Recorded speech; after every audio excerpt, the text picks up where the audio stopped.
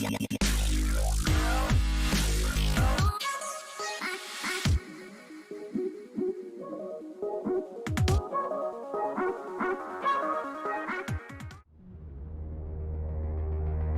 got the ret bots from Get out. He's You might drop.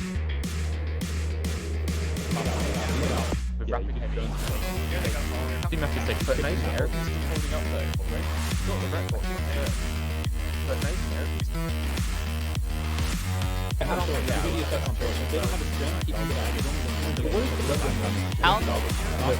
Yeah, they're brawling. They're brawling. But I don't know if they're going to be stupid enough to go straight to Paladin.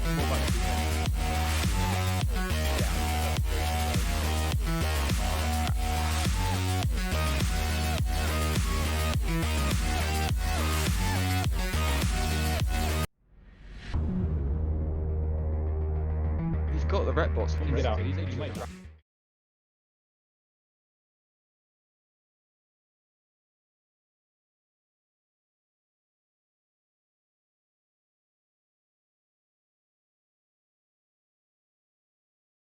We're broadcasting today.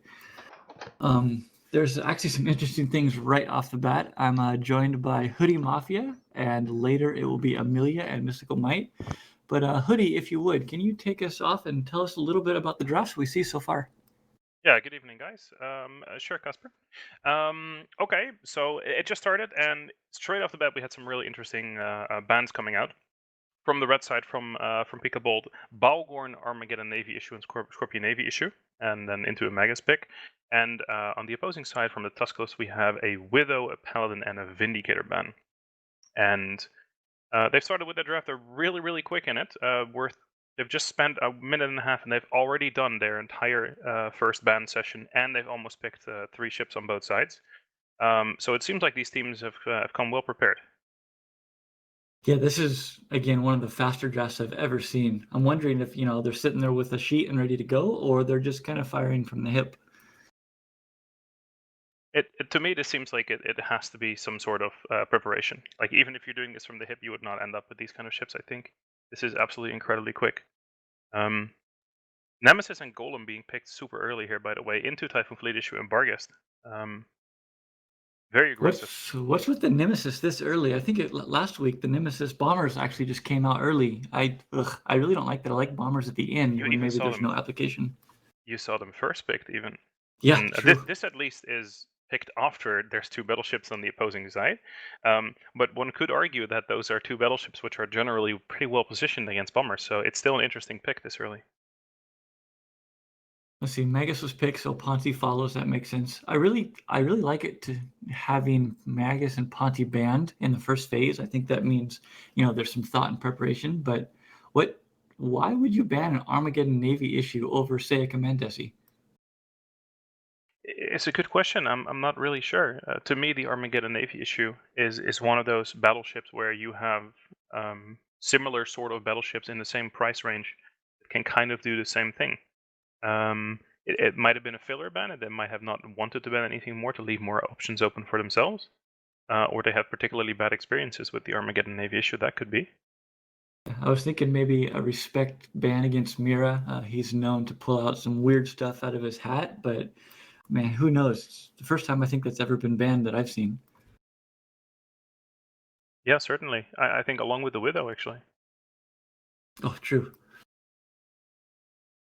So we see the second phase of banning is going on. Crewer Griffin out of Pika Bold. What does that tell you from them? Sorry, can you repeat the question? Oh, sorry. We see the Crewer and Griffin ban from Pika Bold. What is that telling you? Is that kind of a block pick, or is that protecting? What do those bans tell you? I think it makes sense. The Crewer makes a lot of sense to me. There's a Typhoon Fleet issue, there's a Barghest. The Crewer is a 6-point ship that provides long-range whips. That would enhance the killing power of Typhoon and Barghest by an absolute ton. And I think so that would make sense to ban that. And I think the Griffin is simply a counter ban to make sure the Golem is safe. You're looking at a ship that has very low sensor strength. And this is really interesting, by the way. They banned the Rattlesnake, which was an illegal pick to begin with. So Tuskless banned something maybe a mistake. They couldn't even. Yeah, they weren't even allowed to pick it because there are no 1-point ships in the game. Maybe a little oversight on their end. Yeah, or just, he's so confident he didn't give any craps and here we go, let's just pick a ship. I guess, yeah, that's definitely a possibility. Raven and so we got double bomber. Okay, well then here's your answer for why we saw the early bomber pick, because they were intending on bringing a second one. Interesting. So this is kind of a core that we've seen often, kind of the Golem Raven. So he hit it quite well. Do you like how we waited until the end here, or would you rather have seen this core come out earlier? Um, I don't. I'm not sure. Like I do really like the core, and but by the way, I think this proves our suspicions as well that both of these teams had a plan going into this, because both of these look like archetypes to me that were designed pre-match and are not responses to what your opponent is doing. That very much explains the fact why the draft was so incredibly fast. Yeah, this makes sense. Vigil Fleet Vigil here at the end. Vigil is Double kind vigil. of a new pick. Can you explain to the viewers kind of what the Vigil brings to this comp for Mira? Yeah, the Vigil brings extremely good target painters. So target painters that are heavily bonused, which means if you slap a couple of target painters on that one, the signature of the ship you're shooting at is going to be absolutely exploding in size, which makes it incredibly easy to hit with weapon heavies and or cruise missiles or even torpedoes, which are one of those weapon systems is of course going to be sitting on the Typhoon Fleet issue and the Barghest. Um, and the Vigil Fleet issue does the same thing, but it has the added bonus that it comes with the more powerful webs, or sorry, not more powerful, but longer range webs, which is a good replacement for the crewer. Now, Vigil Fleet issue, you got some bombers on the other side you desperately need to go kill. Would you go like a DPS Vigil Fleet issue and go try to kill these bombers, or is it a full support, just trying to make sure that the Golem and the Raven take full application from the missile systems? I'm not sure how they're looking at doing this particularly. There's a couple of lines of play that both of these teams have. I think it's much more clear what the Golem team is going to be doing here. They're just going to be trying to blow up this Barghest and this Typhoon Fleet issue. Considering they have two bombers there, it's an incredibly powerful comp. And I think Mira has multiple ways to play it. Tuskless can either play the rapid heavy version, or a version where they kite and they dispatch the bombers really quickly. And I think the Vigil Fleet and the Vigil combined with perhaps rapid heavies on the Typhoon Fleet issue and the Barghest are a perfect way of doing that.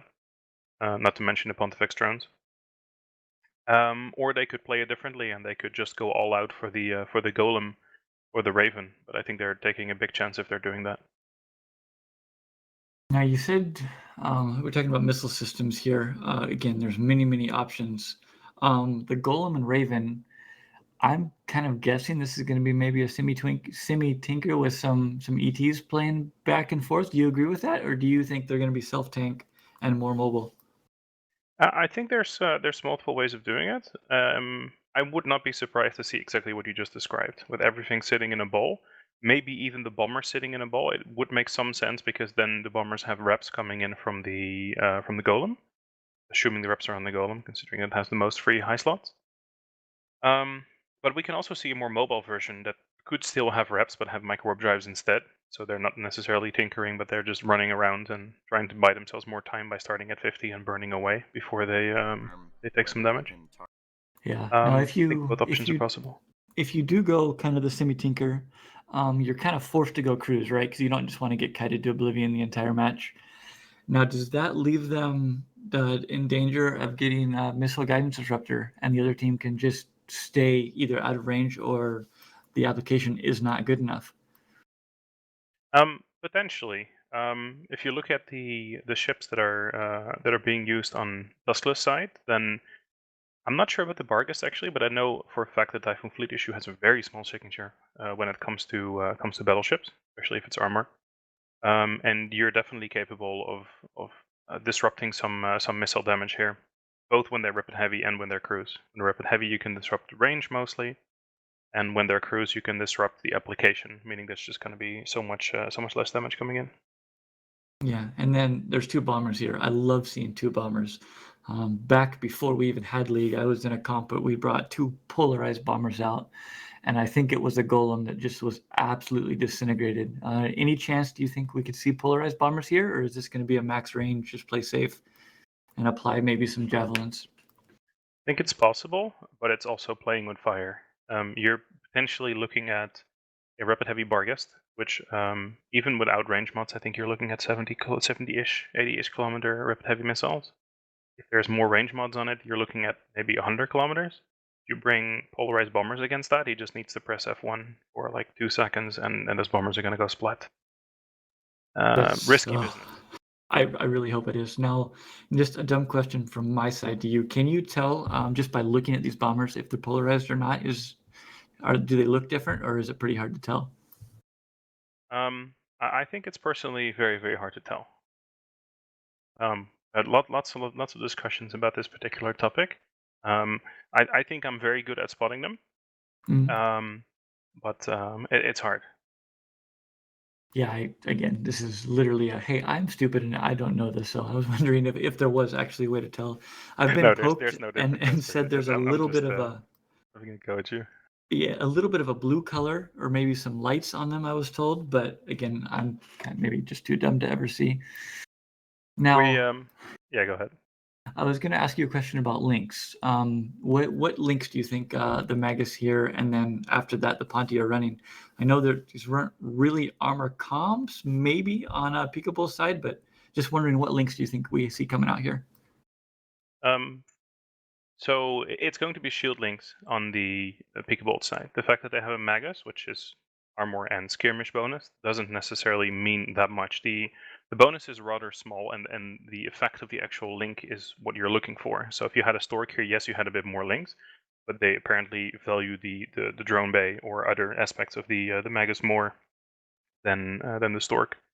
So there's definitely going to be at least shield links coming from it, and then they could mix that in with perhaps an info link.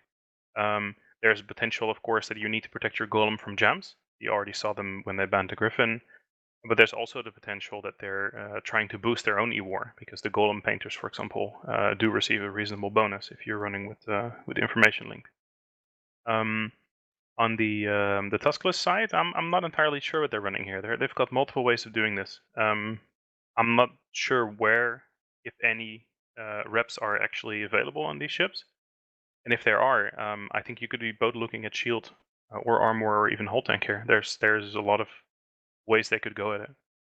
Now, if they did do hull or armor on the Tesla side, what mids would you see coming out from this Typhoon Fleet issue in Barghest? Again, they've got several options. They can go application themselves to disrupt any potential guidance disruptors on the opposing team. And like I said, a Barghest with a couple of guidance computers in its mids is capable of hitting out pretty much throughout the arena and take care of these bombers in like no time. Alternatively, you're looking at guidance disruptors themselves to make sure that the golem and the raven are doing a lot less damage, and the bombers.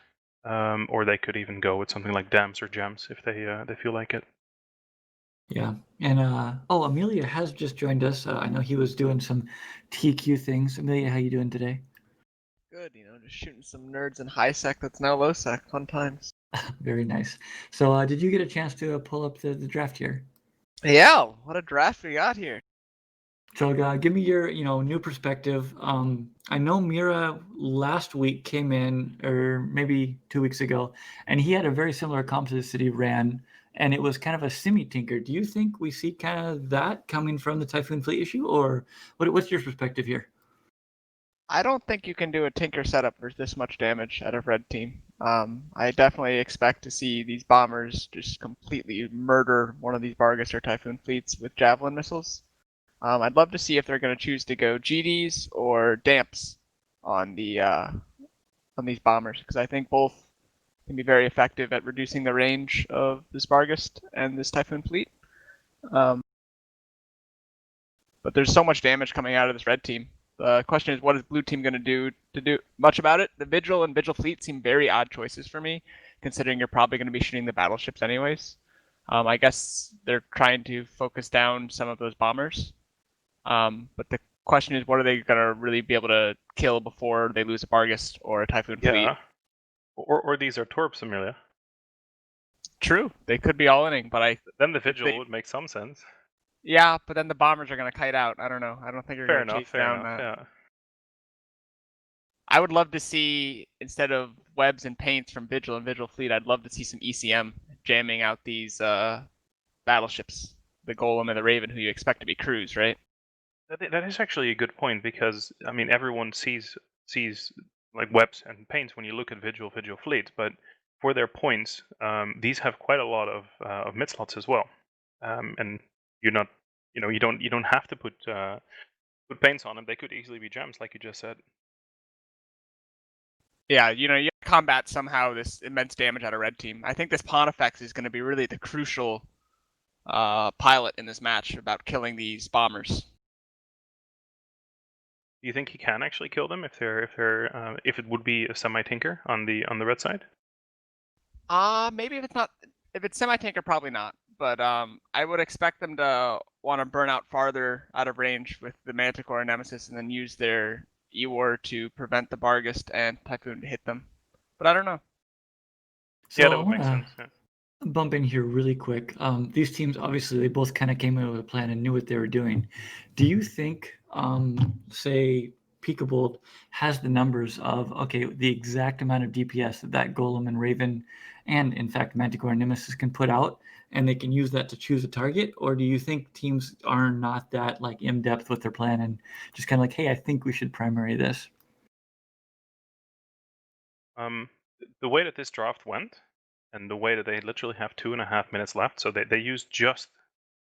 actually used under half of the available time that they had. This must have been worked out more than this. I refuse to believe that they just threw this together just before, and then they've probably run this in practices. But the draft is incredibly quick, and picking everything like this just feels to me like that this is an archetype which they've either used on the field or they've used it in practice, and they know exactly where to apply the damage and how to win. So then on the opposite side of that, do you think that Mira, obviously he knows what he's doing also, if this is a semi-tinker, or in fact, if they do self-tank, they probably know exactly what their tank limits are and what they have to kill for their win condition. I mean, do you really think that they go this in depth? I mean, very few teams, at least, my little team that we're just kind of shooting from the hip and kind of go for it and see what happens. But I know AT levels of things, exactly what your comp outputs, but talk to me about how much, you're on your own team, how much how much each tank or ship can tank and output. I think it wildly depends on what kind of fits you're going with as well. There's you could say there's a couple of different ships. You're looking at a Megatron, for example. Megatron can either output 1,000 DPS and tank 1,000, or you could entirely shift those numbers and make it tank 2,000 and output 800 or 700 from if you just go for all of the low slots in tank. So there's a bit of variance, I suppose, in how these setups work and how much damage they can take. But I do think these teams at least have like an idea of how they're going to be able to attack someone. Let's say, for example, that this Typhoon fleet issue embargoes are rapid heavy. I'm pretty sure that at the very least, Tuskless knows exactly how much the clip damage of these ships is and how likely they are to break something basically before they have to reload. And following up on your question there, Casper, the reason that it's much harder to do in this type of format compared to AT is that the ships at AT were largely pre-fitted, right, with the comps. Here we have that theory crafting window where we have that variation based on how you want to fit, what the other team has, what you're going to bring, how much E-War is going to be applied to you. There's a lot of other variations, I think, that make it very hard to completely get a great picture of what you're going to do. You can have like a general idea, but things are always going to change during the match, and you got to be ready to adapt. No, I was just thinking, I was going through looking at these comps. You've got 1, 2, 3, 4 DPS platforms coming out from Pika, where Tuskless really only has 2. Can you ever look at something that black and white and be like, all right, we only need to control 2 things. They have to control 4, and think that you have an advantage there, Amelia? I don't think you need to control this Nemesis and Manticore. You just need to control the Golem and Raven. The thing you have to kill is obviously the bombers. But I don't think I would waste any control on these. It's kind of a race against time in my mind. Can we kill the bombers before we lose one of our battleships? Fair. Hoodie, anything to add there? 2 things to control versus 4, or they have 4 things they have to kill, whereas Pika only has to control 2 DPS platforms. Is that an advantage for either side? I think it is a small advantage. There, if by control you mean actively trying to jam or guidance disrupt and use that form of disruption, then obviously there's more targets, and therefore the effectiveness of those systems are simply less. But I do agree with Amelia that when looking at this, there's two things you can't kill quickly. So yes, you have to control those, but they might just be capable of controlling those two things and taking out the bombers quickly, which would result in sort of the same thing. All right, and Amelia, you were a little late here. I did ask Hoodie about polarized bombers. What is your tank? Are they going, full range with these bombers, or would you like to see some polarized coming out here? I think range. I think you need to have a little bit of tank to tank these drones that are going to be coming out at you.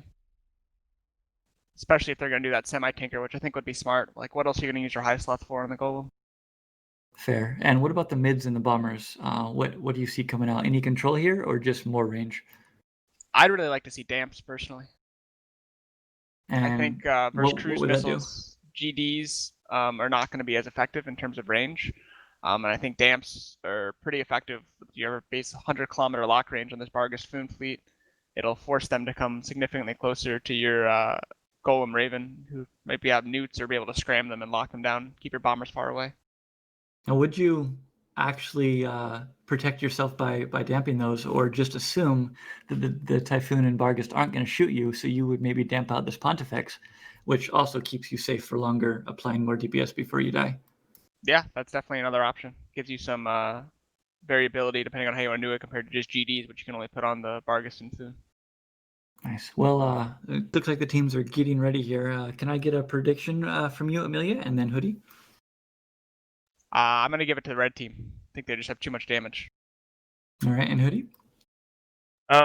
Just to keep it exciting, I am not going to agree with Amelia here. I think Blue's going to get this. All right, and if I look over to Twitch here, Twitch is agreeing with Hoodie, 13 for blue and 8 for red.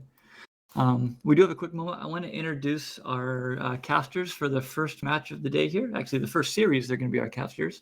Brent, introduce yourself, please, and tell us a little bit about your history with Eve.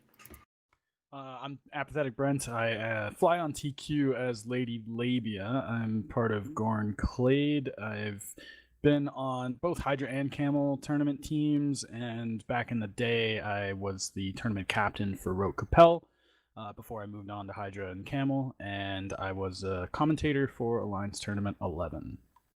All right, well, we got our show off and an old hat for the day.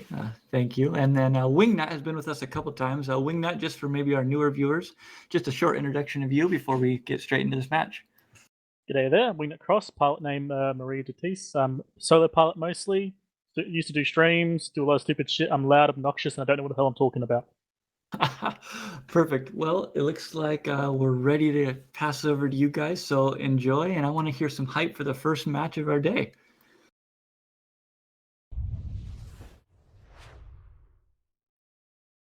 Well, g'day guys, welcome to the first match today. I'm Wingnut, joined with Brent, and we've got a beautiful match here of bombers versus battleships. You want to talk us through where they started, Brent?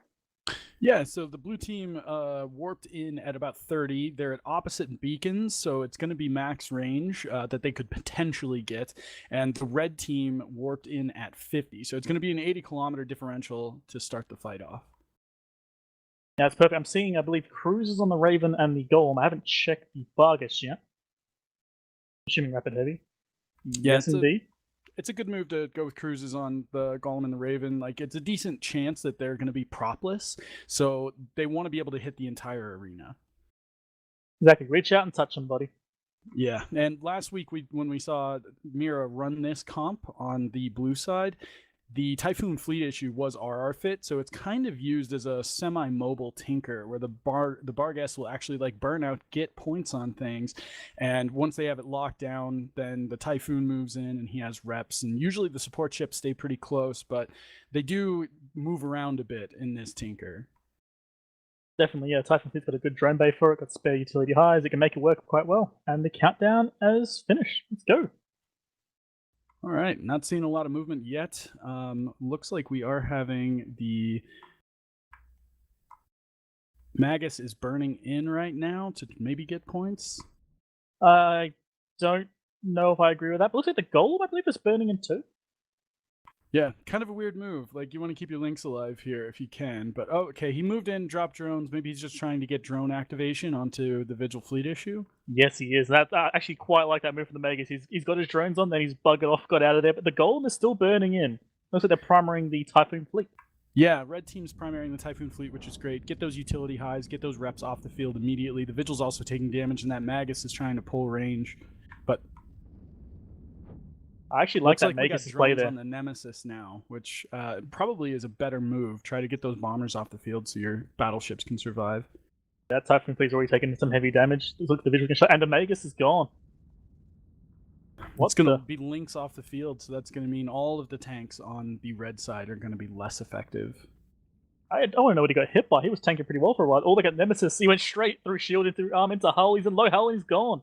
Yeah, in general, Hungary and the Typhoon Fleet issue is tanking just fine right now, and they just removed a bunch of DPS off the field on the other side. The Mira's team is sitting in a good spot right now. Yeah, I was honestly hoping these bombers would work. It's kind of a comp designed to kill these battleship heavies we've been using, but it didn't work at all. Typhoon Fleet is happily tanking them. That Typhoon Fleet issue looks to be afterburner fit. Wait, what? Is he? Is that afterburner speeds? I don't know if that's afterburner speed, but you might be. Like, in a battleship, like, are you going to be able to reduce DPS incoming if you have an afterburner running just off of explosion velocity? I'm just trying to racking my skull for using, guidance disruptors, running an armor comp. I mean, maybe. It's one hell of a stretch, though. Yeah, Mira's team, again, tanking just fine. They've taken all the support off the field, all the bombers off the field, and it looks like they're going to be primarying the Golem next. Yeah, it looks like that hopefully he's going to tank continuously. I think he's got a bunch of rep drones on him. Yeah, I'm seeing light armor maintenance bots. I see some heavy ones in there. Nope, they're just all lights. I think that there's probably good jams coming across from Mira's team onto the Golem and the Raven, which is making it so that the damage incoming onto that Typhoon is intermittent at best. And because of that, he's able to tank these two battleships just fine. Yeah, he's definitely in a strong position there. Those once those bombers are gone, that Raven and Golem has no chance. We've seen this exact sort of thing, Vargas, the Typhoon Fleet versus Golem Raven. It just does not work. Yeah, well, Mira looks to be just kind of sitting back, not having to do much. He's brought this comp, at least this core, a couple times now, and it's been, I mean, last week he played my team, actually, the Integritas team, brought this core and went 2-0 with it, and it looks like he's going to get another win with it today. Yeah, I quite like what Pika was trying to do here. Like, as I said, we've seen like the twin battleship comps be very powerful. Like, you're seeing it right now with Mika's setup. So they thought, let's bring as much anti-battleship DPS as we could, but it just didn't work. I'm curious to see what happened there. I think they would have been better off with a blaster core, get more DPS, get right on top of them, and just try to burn through it as fast as possible. But it's so hard to tackle the jams that the utility mids are bringing on Mira's team. And honestly, the Vargas too is a painful thing to verse. Now, if you bring like a Vindicator against the Barg, if you've got skirmish links on that on one of your command ships, you just can't grab it. You'll scram you 18 kilometers. Yeah, it can put you in a pretty helpless position too, because the scram range is so long. I know you probably wouldn't agree with me here, but you think they would have done any better with Torps? I want to believe they did, but they probably wouldn't. Yeah, so like I'm biased here because I really love Torps as a weapon platform, but they're so ineffective. They get countered so easily if you're not able to get on top of things. You have to like have consent from the enemy team to be able to get on top of them and really be effective. I like that. I like that a lot. Yeah, I can definitely get you there. Like, they didn't obviously have the tackle to make it work. I'm just trying to think, like, they obviously needed more raw DPS, I think. Or some way to stop what I think is jams. I wonder what has changed here that all of a sudden the Golem has been able to tank. I don't know if they're getting jams off or if we went on like a rapid reload, rapid heavy reload, but I don't think that they're rapid heavies on the Typhoon. I think they were cruises. He might have reloaded an XLASB. I think. No, that or they reloaded. They are firing rapid heavies. Okay, that would explain it then. I mean, if he gets it just right, he can like time his XLASB reload with their rapid heavy reloads. It's a tight knit thing to do, but you can make it work. I'm liking that tank. Look at that. He's actually managing to somewhat hold here. Yeah, it looks like we've got about 5 minutes left in the match still, so we're definitely going to be able to see, them run out of tank on this golem, most likely. Just having a quick look at the moment, seeing what this Vigil's doing. Trying to tell what's going on. Like, the Vigil's being shot by something? Is it drones or is it his guns? Because you can kind of tell. It's his drones, okay. I was wondering if maybe he was shooting the Vigil because the Vigil was jamming him, but I don't think that's what's going on. I think it's just he put drones on to try and remove him. Yeah, at this point, it's just going to be a long slog to try to burn through that reloaded ASB on the golem. Once that goes down, hopefully they'll have the DPS. And if they don't, maybe a target switch onto the Raven. It should technically have less of a tank, but the golem might actually have RR in his highs. But they're kind of staying close together, the golem and the Raven. So yeah, I mean, that's normally what we see. We normally see, like, RR Marauders with a backup battleship, so the Raven's usually the worst target to go for. Even if it's less tanky, you still have to go through the reps as well, which kind of makes up for that. It's a strong core to work with, for sure. Yeah, looking at the grid, it's kind of funny to see a Raven and a golem nanoing away. Looks like that golem is into structure now, and he's not repping, and there he goes. He is down. Yeah. Just the Raven left to go through. Well, buddy, pucker up. You're about to have a really bad time. Yeah, Mira looking like he's going to go through this. The Tuskless team is going to go without a single loss in this match. Now, I believe it was Guidance Disruptors, but I could be wrong. I haven't seen any jams. I haven't seen the Raven ever try to shoot the Vigil or anything, so I think it was just Guidance Disruptors. Just ruining their ability to apply. It might have made sense if they were going for the AB Typhoon fleet for some reason. Yeah, there's definitely a situation where bringing Guidance Disruptors can kind of force you to come into closer range. But I'm not seeing any active effects right now coming off of the Vigil. I also the Vargas went in and got tackled too. Yep. That Raven is not tanking nearly as well as the Golem. I think it still is the better call to go for the Golem first, just in case it does have RR fit, but that Raven is melting. Yeah, I mean, the Golem was going to be kite, sort of, the typical Tinker kite fit, just going to sit there. So the high thoughts are going to be RR, which means the Raven will tank as hard as the Golem. It pretty much just equals out. So shoot the Golem first, remove that annoying thing. Yeah. I'll look at the pancake incoming. It's a preposterous looking ship. It's so fun to watch it flying through space. Yeah, like this shouldn't be a thing.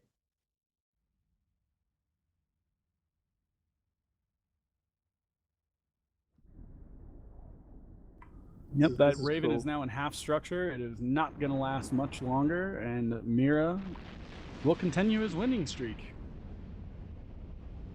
All right, well, we'll go on a quick ad break and be right back. All right, so it did look like Mira definitely had that in control. I heard a couple things, Hoodie, I'm going to ask you about.